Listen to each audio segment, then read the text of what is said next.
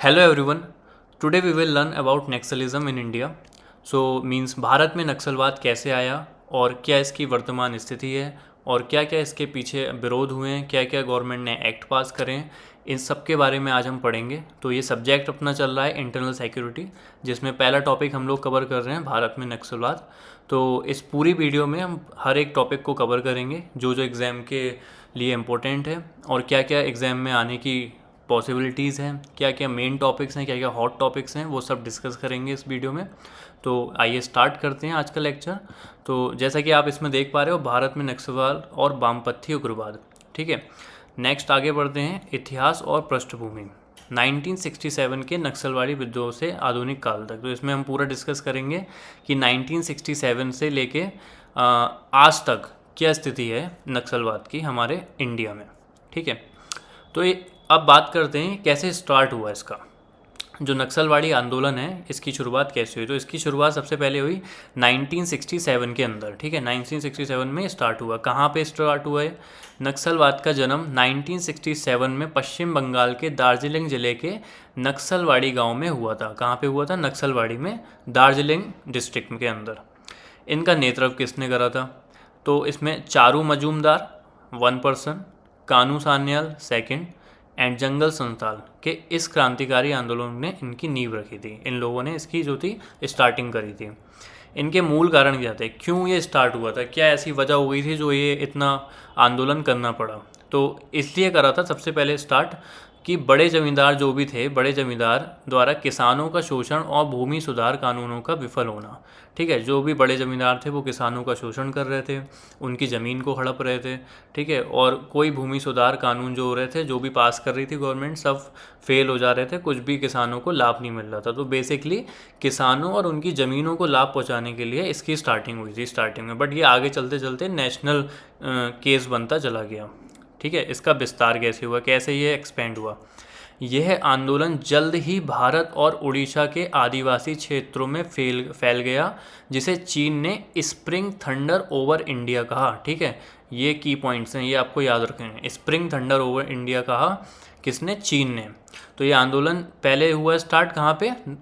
बंगाल में। ये आप देख रहे हो, पहले हुआ बंगाल में, फिर धीरे धीरे चलते हुए कहाँ पहुँच गया? बिहार एंड देन उड़ीसा के आदिवासी क्षेत्रों में, मतलब जो ट्राइबल है, जनजाति है हमारी, जिसको जनजाति बोलते हो, वहाँ पे ये लोग फैलता चला गया।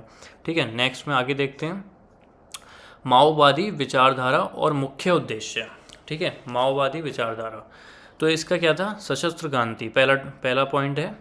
माओ से तुंग के सिद्धांत, राजनीतिक शक्ति बंदूक की नली से निकलती है, में विश्वास है। ठीक है, ये मेन लाइन है। राजनीतिक शक्ति जो है बंदूक की नली से निकलती है। तो माओवादी क्या था? एक ग्रुप था जिसका मानना था कि सरकार को लोकतांत्रिक तरीके से नहीं हटा सकते। ठीक है, सरकार को ये शस्त्र के युद्ध से, अपना शस्त्र यूज़ करके, युद्ध करके, तो हम तब सरकार को बदल सकते हैं। तो ये इसका मानना था। तो जो इसके जो नेतृत्व करते थे वो करते थे माओ से तुंग, मेन जो पर्सन थे इसके। ठीक है, तो माओ से तुंग का ये सिद्धांत था कि राजनीतिक शक्ति बंदूक की नली से निकलती है। तो जैसे कि आप सुन पा रहे हो कितनी हिंसा है इसमें, तो हिंसा जो थी वो मेन थी इसमें। ठीक है, हिंसा बहुत ज़्यादा थी इस वाले केस में। सेकंड जो था हमारा, संसदीय लोकतंत्र का बहिष्कार। भारत राज्य को अर्थ औपनिवेशिक मानकर संवैधानिक संस्थाओं को खारिज करना। ठीक है, अब ये वर्ड क्या है? अर्थ औपनिवेशिक। तो अर्थ औपनिवेशिक का मतलब है, तो जैसे हमारी गवर्नमेंट है, ठीक है, किसी भी, जैसे हमारी इंडिया गवर्नमेंट है, तो इन लोगों का ये मानना था कि किसी, जैसे हमारी इंडिया है, तो इंडिया का पूरा कंट्रोल नहीं होगा गवर्नमेंट का। ठीक है, सरकार तो इंडिया की ही होगी, सरकार तो भारत की होगी, बट जो मैक्सिमम कंट्रोल होगा वो कोई फॉरेन कंट्री का होगा यहाँ पे। ठीक है, जो भी हमारे बड़े बड़े डिसीजंस हैं वो यहाँ की गवर्नमेंट ना लेके वहाँ की गवर्नमेंट लेगी, ऐसा इनका मानना था। ठीक है, माओवादी लोगों का ऐसा मानना था। ठीक है, फिर हुआ पीएलजीए का गठन। पीएलजे क्या है? People's liberation agreement guerrilla army. ठीक है, जिसको बोलते हैं हिंदी में पीपल्स लिबरेशन गुरिल्ला आर्मी, ये लिखा हुआ है यहाँ पे। ठीक है, के माध्यम से गुरिल्ला युद्ध द्वारा सत्ता हथियाना था। तो इनका जो मेन फोकस था पीएलजे का, पुलिस स्टेशन वगैरह पे अटैक करना, गवर्नमेंट प्रॉपर्टी पे अटैक करना, रेलवे, स्कूल्स वगैरह पे, उससे चलते चलते लोग सोचते थे कि उससे सत्ता को हथिया लेंगे। फिर आया ग्रामीण आधार। गाँव को मुक्त करना और अंततः शहरों को घेरना। ठीक है, जो गाँव थे उनको मुक्त करना है और धीरे धीरे अपना शहरों में आगे बढ़ते रहना है। फिर नेक्स्ट हमारा टॉपिक है उग्रवाद। उग्रवाद के सामाजिक आर्थिक कारण। क्या इनके कारण थे? 2 कारण बताएं, सामाजिक एंड आर्थिक। ठीक है, प्रशासनिक और राजनीतिक में फर्स्ट है दूर दराज के क्षेत्रों में शासन की कमी, भ्रष्टाचार और सार्वजनिक सेवाएं, शिक्षा, स्वास्थ्य की खराब स्थिति, आदिवासियों की शिकायतों का समय पर निवारण ना होना। ठीक है, जैसा कि आप देख रहे हो जो दूर दूर के क्षेत्र हैं, जैसे नॉर्थ ईस्ट बहुत साइड में हो जाता है, ठीक है, बहुत अलग पड़ जाता है, जहाँ पे भ्रष्टाचार और सार्वजनिक सेवाएं, शिक्षा, स्वास्थ्य ये सब नहीं पहुँच पाते, जो गवर्नमेंट की पॉलिसी हैं वो अच्छे से नहीं पहुँच पाते, और जो वहाँ की गवर्नमेंट भी थोड़ा प्रॉपर तरीके से वर्क नहीं कर पा रही थी, जिससे आदिवासियों का शिकायतों का समय पर निवारण भी नहीं हो पा रहा था। ठीक है, फिर आर्थिक क्या प्रॉब्लम आई, इकोनॉमिक्स क्या वजह रही, तो अत्यधिक गरीबी, बेरोजगारी और बुनियादी ढांचे का अभाव, क्योंकि कोई फैसिलिटीज़ ज़्यादा नहीं थी, जिसकी वजह से ना ज़्यादा कोई कंपनीज़, ना कोई ज़्यादा अपॉर्चुनिटी, ना स्कूल्स, ना कॉलेज, ना हॉस्पिटल ज़्यादा अच्छे, तो इस चक्कर में गरीबी, बेरोजगारी बहुत ज़्यादा बढ़ने लगी वहाँ पे। फिर आय की बढ़ती असमानता और जनजातीय अधिकारों का हनन। ठीक है, जनजातीय लोगों का अधिकार उनको नहीं मिलने लगा। ठीक है, फिर खनन परियोजनाओं के कारण आदिवासियों का बड़ा पैमाने पर विस्थापन। ठीक है, जो वहाँ पे माइंस वगैरह स्टार्ट हुई, तो उस चक्कर में इनकी जो थी लैंड वो भी ले लेते थे और इनको बेघर कर देते थे बिना किसी मुआवजे के, तो ये बड़ी प्रॉब्लम हुई। फिर नेक्स्ट आया इनका जल, जंगल और ज़मीन। तो जो ये मेन लाइन है, ये बहुत इंपॉर्टेंट लाइन है फॉर द एग्ज़ाम। तो संसाधनों का संघर्ष, नक्सलवाद की जड़ें भूमि और अधिकार और प्राकृतिक संस्थानों पर नियंत्रण में छिपी हैं। तो जो नक्सलवाद हमारा शुरू हुआ, जैसा मैंने आपको बताया था, क्यों हुआ था? भूमि अधिकार और प्राकृतिक संसाधनों पर नियंत्रण में छिपी हैं। ठीक है, फिर हुआ पेशा और एफआईआर का जो था कमज़ोर वर्ग। पेशा क्या हुआ? पंचायतें, उपबंध, अनुसूचित क्षेत्रों तक विस्तार, छोटे छोटे गवर्नमेंट्स में पंचायतें बनाना, ताकि इनकी आवाज़ जल्दी से सुन सके, ज़्यादा इनको हाई कोर्ट और ये सुप्रीम कोर्ट जाने की ज़्यादा ज़रूरत ना पड़े, इनका जहाँ पे ये लोग रह रहे हैं वहीं पे इनकी प्रॉब्लम का सॉल्यूशन हो सके। ठीक है, फिर वन अधिकार अधिनियम बनाया गया, जिसमें इनके वन के रिलेटेड, फॉरेस्ट में रिलेटेड जितने भी इनके अधिकार हैं उन सब का देखभाल हो और इनको वापस मिले। तो उन सब में भी कमज़ोर काम इनमें किया गया, तो वो भी काम इन्होंने सही से नहीं किया। सांस्कृतिक पहचान, आदिवासियों को उनकी जड़ों से अलग करना उन्हें उग्रवाद की ओर धकेलता है। ठीक है, ये अपने कल्चर के ऊपर काफ़ी ज़्यादा वो होते हैं, काफ़ी कल्चर से अटैच होते हैं लोग, तो कल्चर से लोग छेड़खाड़ नहीं करते हैं, तो उनकी जड़ों को अलग करने का इन्होंने काम किया गवर्नमेंट ने, जिसकी वजह से ये उग्रवाद की ओर धकेलते हैं। नेक्स्ट में आते हैं रेड कॉरिडोर, प्रभावित क्षेत्रों का भूगोल। तो रेड कॉरिडोर में कौन कौन से स्टेट्स आ रहे हैं? छत्तीसगढ़, झारखंड, उड़ीसा, महाराष्ट्र, आंध्र प्रदेश। तो छत्तीसगढ़ में है बस्तर, दंतेवाड़ा और सुकमा एंड बीजापुर। इनकी वर्तमान स्थिति देखिए, छत्तीसगढ़ की वर्तमान क्या है? अत्यधिक संवेदनशील, मतलब बहुत ज़्यादा अभी खराब सी है। देन झारखंड, लातेहार, लोहरदगा एंड चतरा, ये सब क्या हैं? ज़िले हैं, डिस्ट्रिक्ट हैं ये। हिंसा में महत्वपूर्ण गिरावट, तो यहाँ क्या है? यहाँ थोड़ी सी सुधार आया है, यहाँ क्या आया है? सुधार आया है। देन मलकानगिरी, कोरपुर और नवरंगपुर। ठीक है, यहाँ क्या है? सुरक्षा बलों का बेहतर नियंत्रण, तो यहाँ भी क्या है? काफ़ी अच्छा नियंत्रण चल रहा है, सुधार आ रहा है। महाराष्ट्र का क्या है? दो डिस्ट्रिक्ट दिखा रहे हैं, गढ़चिरौली एंड गोंदिया। तो सीमित क्षेत्रों में प्रभाव है, ज़्यादा प्रभाव नहीं है, ओनली 2 स्टेट्स में, 2 ही डिस्ट्रिक्ट में चल रहा है। देन आंध्र प्रदेश में विशाखापट्टनम पहाड़ी क्षेत्र, तो इसमें क्या है? ग्रे हाउंड फोर्स लगी हुई है, लगभग उन्मूलन, मतलब ठीक है। ग्रे हाउंड फोर्स क्या होता है? काफ़ी स्पेशल आर्मी ग्रुप होते हैं जो अच्छे से ट्रेंड होते हैं फॉरेस्ट में लड़ाई के लिए, खुफिया जानकारी निकालने के लिए, और बहुत ज़्यादा इनका अच्छा सक्सेस रेट माना जाता है। ठीक है, नेक्स्ट टॉपिक आगे बढ़ते हैं, हिंसा और प्रसार में कमी के रुझान। तो पहले देखिए आप, हिंसक घटनाएं 2010 में कितनी है? 2213। 2213, तो 2213 देख रहे हो कितना बड़ा नंबर है। फिर हिंसक घटनाएं 2022 में देखिए, ओनली 533। फिर प्रभावित जिले 2010 में कितने थे? 96। प्रभावित जिले 2023 में कितने हैं? 45। तो हालांकि गिरावट तो मिल रही है, बट अभी पूरी तरीके से ख़त्म नहीं हुआ है। ये कहाँ से रिपोर्ट आई है? गृह मंत्रालय से, ठीक है, होम मिनिस्ट्री।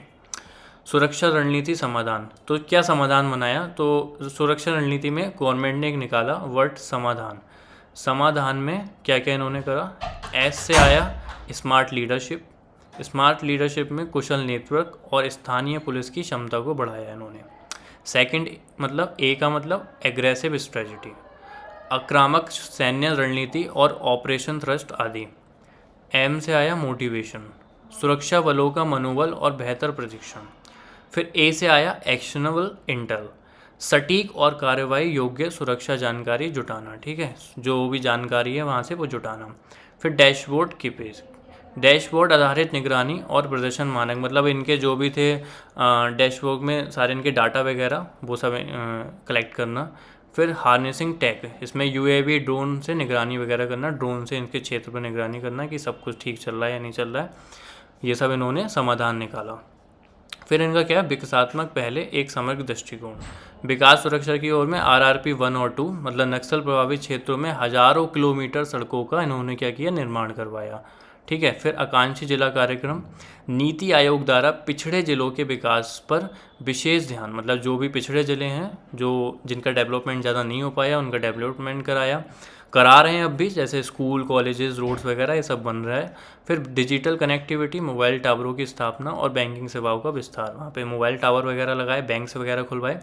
देन शिक्षा, सुदूर इलाकों में एकलव्य मॉडल आवासीय विद्यालय का संचालन। एकलव्य मॉडल आवासीय विद्यालय क्या है? यहाँ की जो जनजाति है, जो ST हैं, तो उनके लिए क्लास 6 से लेके 12 तक फ्री एजुकेशन इन्होंने प्रोवाइड करवाई। 10 सफलता के मुख्य आंकड़े, तो जैसा कि आप देख पा रहे हो 77% हिंसा में जो कमी आई है 2010 से।